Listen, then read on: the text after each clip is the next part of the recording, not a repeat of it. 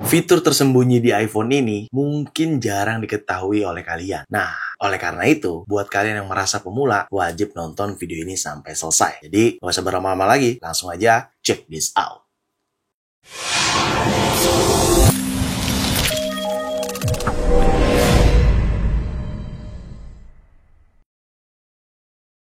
Ya, di video kali ini gue akan lebih bahas fitur tersembunyi dan ini menurut gue, mungkin kalau kalian ada tambahan fitur tersembunyi yang kalian temukan, bisa banget tulis di kolom komentar ya. Oke, gue langsung aja ya, karena sepertinya akan lumayan cukup panjang. Jadi gue langsung bahas fitur yang pertama, fitur tersembunyinya apa. Tapi ini pastikan kalian sudah iOS 18.5 ya, karena di sini iPhone 16 Pro gue menggunakan iOS 18.5.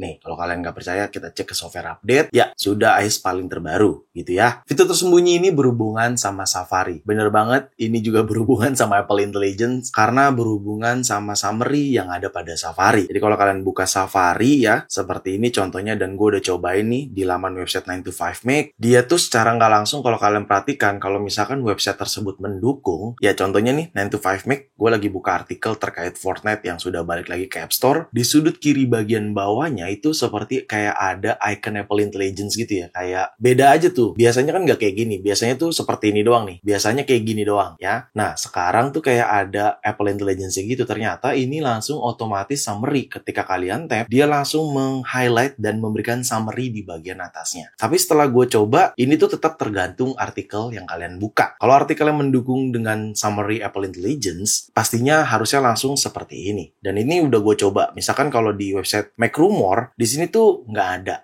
Ya, sedangkan di 9to5Mac ada, dan kalau misalkan di Apple Newsroom di sini juga ada. Tuh, kalau kalian tap, dia langsung men-summary. Kalau misalkan nggak ada seperti MacRumor kayak gini, sebenarnya tetap bisa summary ketika kalian tap, tapi kalian perlu show reader terlebih dahulu, baru deh kalian bisa summarize gitu di bagian atasnya sini ya. Tapi menurut gue jadi kurang ringkes atau kurang simple ya. Lebih tepatnya simpelnya memang yang seperti ini. Cuman kayaknya itu tergantung artikel atau website tersebut. Karena memang sangat ngebantu banget ketika lu mau baca sebuah artikel tapi langsung summary-nya aja bisa banget nih. Ketika website tersebut atau artikel tersebut ada icon yang seperti ini, maka kalian bisa langsung melihat summary dari artikel tersebut gitu. Nah, kalau misalkan bang, kok gue kagak ada kayak gitu ya? Kalau misalkan di iPhone kalian ngecek kagak sama seperti gua ya.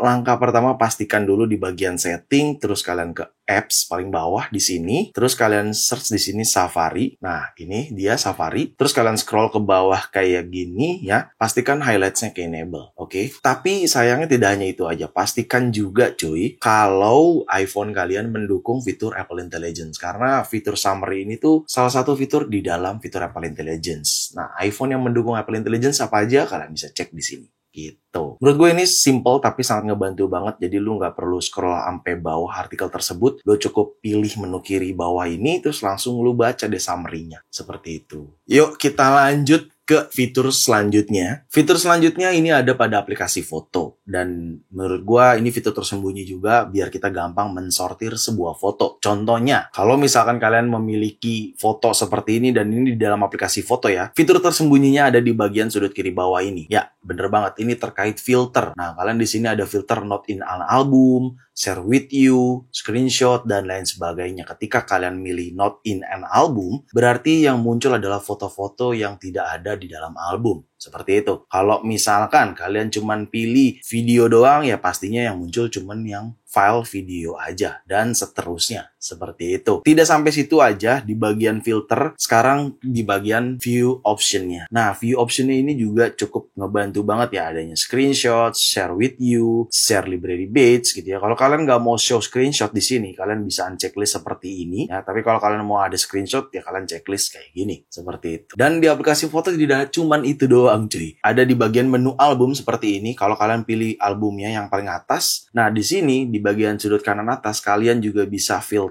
ataupun sortnya bisa diatur gitu ya. Jadi kalian bisa atur album kalian yang kalian memang sudah tidak memerlukan, ataupun kalian mau filter albumnya apa aja. Kayak gitu cuy. Dan terakhir menurut gue dari aplikasi foto yaitu di bagian profile sudut kanan atas. Nah ini juga sangat ngebantu banget ya. Kalian bisa atur sesuai keperluan kalian untuk aplikasi fotonya. Misalkan share album activity di enable atau tidak, loop video di enable atau tidak, view full HDR di enable atau tidak. Dan ini kalian bisa sesuaikan kebutuhan kalian. Tak jarang orang yang ingat ataupun ngeh kalau di bagian profile foto ini tuh ada menu lagi dan ada konfigurasi lagi gitu. Kita lanjut ke fitur selanjutnya. Fitur selanjutnya terkait default apps. Nah, ini paling penting banget ya. Jadi kalau kalian pergi ke bagian setting, di dalam menu setting kayak gini, kalian cukup scroll ke paling bawah, lalu kalian pilih yang apps ini nih yang paling bawah, dan di paling atasnya ada default apps, di mana di sini berisi seperti email, message, calling, call filtering, browser app, translation, password, and codes, dan keyboard. Gunanya buat apa bang? Ya kalian memilih aplikasi utama menjadi fungsi tersebut. Contohnya translation. Kalau misalkan gue ada Google Translate, dia di sini ada aplikasi Google Translate juga. Jadi gue bisa menentukan default app-nya itu apa, gitu ya. Aplikasi Translate dari Apple kah atau Translate dari Google, seperti itu. Dan sama seperti message. Di sini ada dua, yaitu default messaging app-nya. Gue itu menjadikan utama aplikasi untuk message gue tuh apa sih? WhatsApp atau message. Dan sama seperti halnya seperti browser app juga, kalian tuh sering browsingnya di Google Chrome kah, Safari kah, ya kalian bisa menggunakan default browser app ini. Kalian bisa pilih sesuai kebutuhan kalian. Kalian mau, misalkan di sini ada Arc Search ya, kalau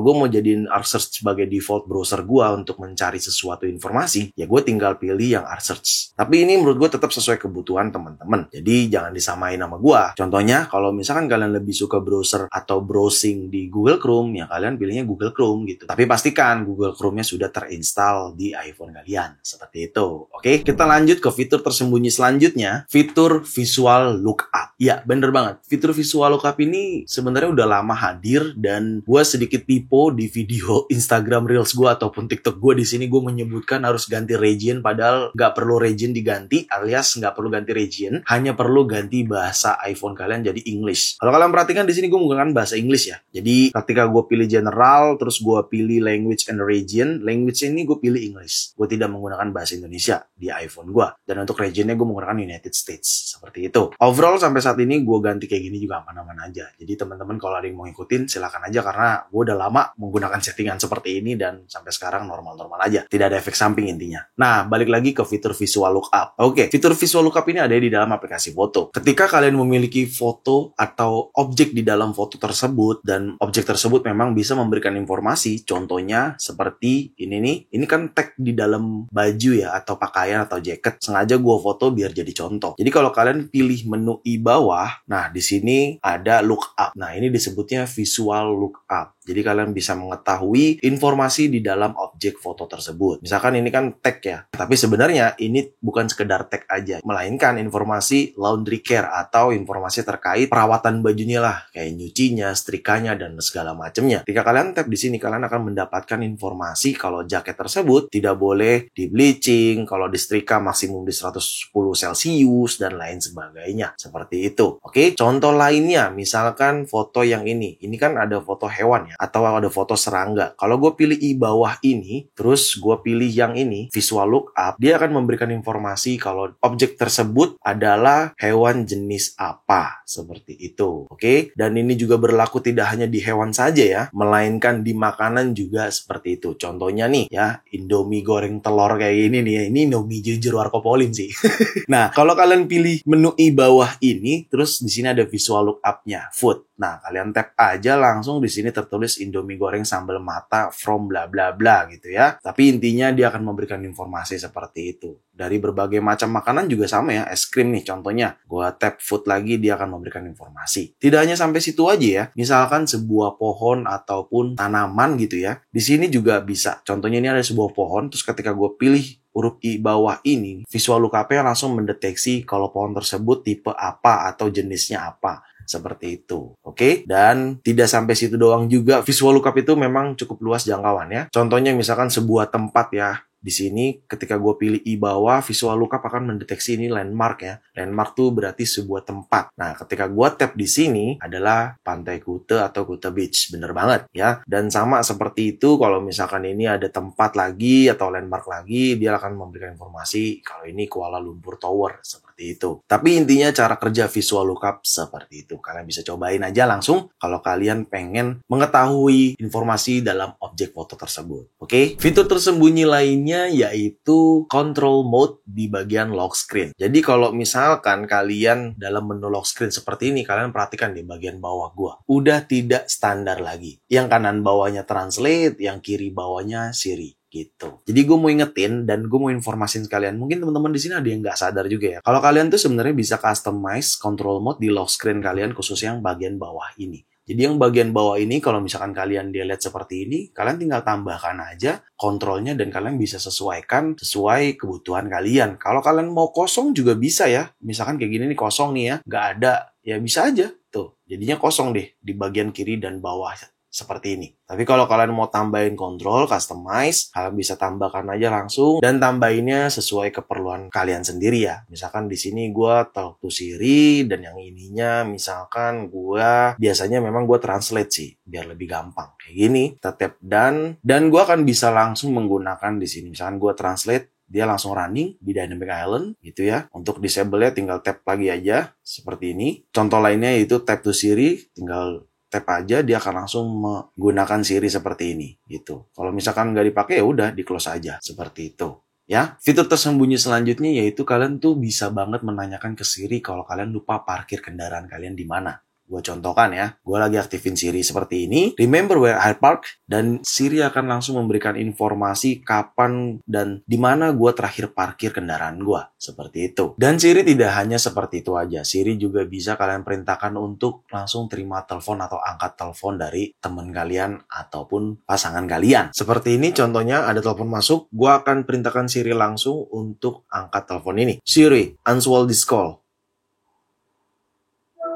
Ya, langsung keangkat otomatis dengan gue perintahkan Siri answer this call, seperti itu. Oke, kita ke next fitur tersembunyi selanjutnya. Ya, fitur tersembunyi selanjutnya ini tuh berhubungan sama aplikasi shortcut dengan automation. Jadi kalau kalian menggunakan aplikasi shortcut di sini, terus kalian pilih automation di sini dan kalian bisa tambahkan sudut kanan atas, terus kalian pilih time of day dan kalian bisa atur nih di jam berapa, daily kah, dan yang paling bawah ini kalian pilih yang ini. Oke, dan nggak usah di-enable notify when run-nya. Jadi cukup seperti ini konfigurasinya, lalu kalian next aja. Contohnya misalkan gue bikin jam 7, seperti ini, terus gue next. Di sini gue akan mencontohkan sebuah otomatis telepon pasangan langsung. Jadi kalau misalkan kalian yang everyday-nya tuh setiap pagi mau ngucapin good morning secara otomatis, atau telepon otomatis pasangan kalian bisa banget menggunakan automation ini. Dan automation ini kalian tinggal ikutin aja, seperti tadi udah gue kasih tahu ya, di awal, karena caranya cuma seperti itu doang ya. Kalau misalkan masih kurang jelas, gue ulang lagi di sini. Kalian pilih tab automation tengah ini, terus kalian pilih plus kanan atas, kalian pilih time of day, tentukan jamnya kayak gini, terus kalian pilih daily, dan untuk yang konfigurasi bagian bawah ini kalian pilih yang bawah, lalu untuk yang ininya kalian disable aja. Oke, seperti ini.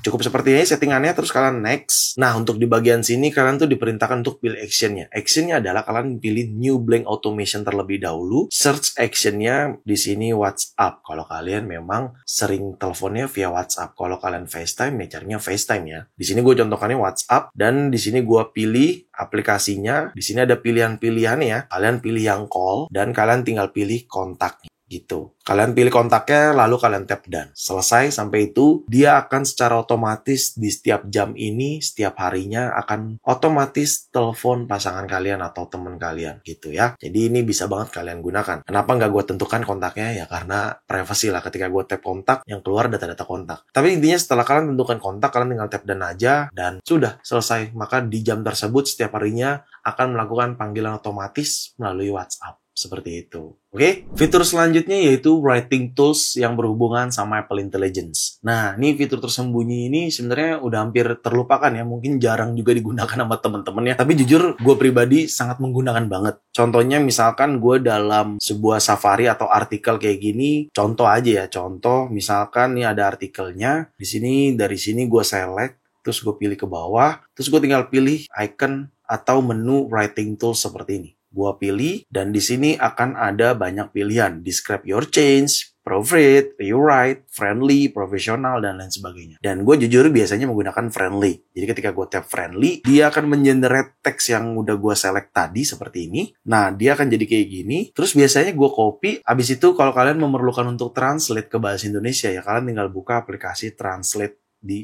Apple atau di iPhone kalian seperti ini. Translate, kalian tinggal paste aja yang tadi sudah kalian copy dan keluar hasilnya. Seperti itu. Kenapa writing tools itu penting? Karena fitur tersembunyi ini nih jarang banget orang gunakan. Padahal sangat ngebantu banget kalau kalian memerlukan sebuah bahasa tapi tanpa kalian untuk rubah sendiri, ya kalian bisa minta bantuan Apple Intelligence, di mana memang fitur writing tools ini ada di dalam Apple Intelligence gitu ya. Kalau kalian mau sedikit profesional juga boleh, mau dibikin summary juga boleh, key point juga boleh, terserah aja. Atau kalau kalian mau kompos ulang juga bisa di sini dengan menggunakan ChatGPT. Seperti itu. Di writing tools ini sebenarnya sangat berguna banget dan kalian bisa banget maksimalin fitur writing tools ini khususnya untuk iPhone yang mendukung fitur Apple Intelligence. Seperti itu ya. Selanjutnya yaitu masih berhubungan sama Apple Intelligence, Visual Intelligence. Dan sebenarnya Visual Intelligence ini gue pengen kasih tahu aja sih. Kalau Visual Intelligence tuh bisa kalian tambahkan di control center seperti ini. Contohnya, atau kalian bisa tambahkan di action button kalau kalian iPhone-nya ada action button seperti ini, gitu. Untuk control center simple aja, kalian tinggal tap dan tahan, sekalian add control di sini contohnya, dan kalian scroll aja ke bagian Apple Intelligence and Siri, maka akan ada Visual Intelligence di sini. Kalian bisa tambahkan ke control center kalian, maka jadinya kayak gua gini. Seperti itu. Cara penggunaannya gampang ya, kalian tinggal tap aja, maka dia langsung running Visual Intelligence. Kayak gitu ya. Dan kalau untuk action button, kalian tinggal pergi ke setting, lalu kalian pilih action button, dan kalian pilih menu yang Visual Intelligence ini. Udah deh, kalian langsung bisa cobain action button kalian seperti ini. Dengan hold action button kalian, maka dia akan langsung running ke Visual Intelligence gitu. Gua ulang ya, action button di hold seperti ini, maka akan langsung running Visual Intelligence. Kayak gitu. Gunanya apa ya? Gunanya buat mendeteksi objek dan memberikan informasi ke kalian objek tersebut isinya apa informasinya. Contohnya seperti ini. Nah, dia langsung ada tuh di atasnya tuh ya. Langsung ada tanpa kalian scan dulu aja dia langsung muncul gitu. Kalau kalian mau scan seperti ini juga boleh. Dia langsung muncul di datanya kayak gitu. Atau kalau kalian mau coba yang lain, misalkan kalian coba yang ini. Ini contoh ya. Seperti ini, gue scan langsung kayak gini. Menggunakan Visual Intelligence, maka gue bisa langsung membuat atau mempertanyakan kepada ChatGPT. Di sini ketika gue pilih ask, dia langsung asking with ChatGPT atau asking ChatGPT. Jadi dia akan memberikan informasi langsung apa yang kalian foto. Nah, seperti ini contohnya. Kayak gitu. Kita lanjut ke fitur selanjutnya. Ini mungkin adalah fitur yang terakhir di video ini, yaitu create image menggunakan Siri yang sudah terintegrasi sama ChatGPT. Lagi-lagi, fitur ini ada di dalam Apple Intelligence, jadi pastikan iPhone kalian mendukung Apple Intelligence. Oke? Caranya cukup gampang ya. Misalkan kalau gue menggunakannya biasanya double tap di bagian bawah sini. Gue double tap, dia akan kayak gini. Terus gue langsung deskripsikan aja deh gambar yang ingin gue buat. Contohnya, seperti ini deskripsi yang gue buat. Setelah kalian sudah buat deskripsi seperti ini contoh aja ya. Kalian bisa sesuaikan keperluan kalian. Tapi deskripsi image yang ingin gue buat seperti ini deskripsinya, dan gue tinggal send aja, maka dia akan langsung running with ChatGPT. Lu bisa lihat di paling atas, working with ChatGPT. Nah, keluar deh hasilnya. Di sini ada informasinya juga, bahkan kalau lu mau lebih detail lagi, lu bisa tap yang ChatGPT ini biar langsung ke aplikasi ChatGPT atau browser ChatGPT. Dan kalau kalian mau save foto ini, kalian bisa langsung pilih yang sudut kanan atas ini, maka langsung ke save ke aplikasi foto kalian. Jadi kalau kalian cek di aplikasi foto kalian, seperti ini contohnya. Gitu, langsung ada hasil gambar yang dibuat menggunakan Siri yang sudah terintegrasi dengan ChatGPT. Seperti itu. Nah, itu tadi adalah fitur-fitur tersembunyi di iPhone yang mungkin fitur ini tuh jarang diketahui sama kalian semua. Video kali ini sangat ngebantu banget buat teman-teman semua. Jadi, segitu aja mungkin video kali ini. Semoga sangat bermanfaat buat teman-teman semua. Jangan lupa untuk like video ini, share video ini ke sosial media kalian, ke grup WhatsApp, ke grup TikTok, ke grup apapun. Kalian share aja sebanyak-banyaknya dan pastikan kalian mendukung channel ini dengan cara subscribe channel ini. So, see you next video. Bye-bye.